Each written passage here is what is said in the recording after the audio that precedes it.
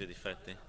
Sì, beh, sono sempre partite che comunque fanno minutaggio. Poi avevamo fatto una giovedì, era in programma, qualcuno ha cercato un attimino di alzare il minutaggio tenendo presente che aveva giocato anche giovedì, qualcun altro che aveva riposato giovedì, abbiamo cercato di fare due squadre abbastanza equilibrate. Il primo tempo abbiamo provato una cosa, il secondo tempo ne abbiamo provato un'altra, però comunque l'impegno da parte di tutti c'è sempre e in qualcuno nel fare 180 minuti nel giro di 48 ore comunque alla fine pesa, ma è importante comunque per tutti mettere minuti nelle gambe.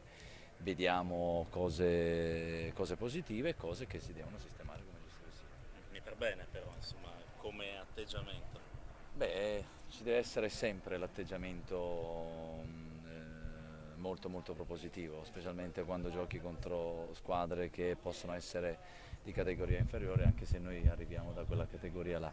Quindi quella umiltà e quella voglia di dimostrare deve esserci sempre. Ovvio che pretendiamo qualche cosa di più da tutti quanti e direi che i ragazzi lo stanno facendo bene, ma da martedì facciamo in modo di preparare questo turno di Coppa Italia perché è molto importante. E cosa cambia nei prossimi 10 giorni? Se prima Coppa Italia poi campionato, cambierete qualcosa anche dal punto di vista così della preparazione?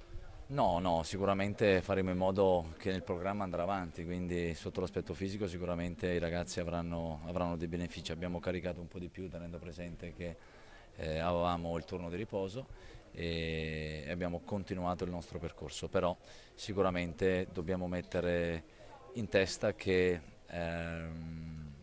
la partenza del campionato si avvicina e quindi dobbiamo calarci ancora di più tutti con quella grande intensità, concentrazione e responsabilità.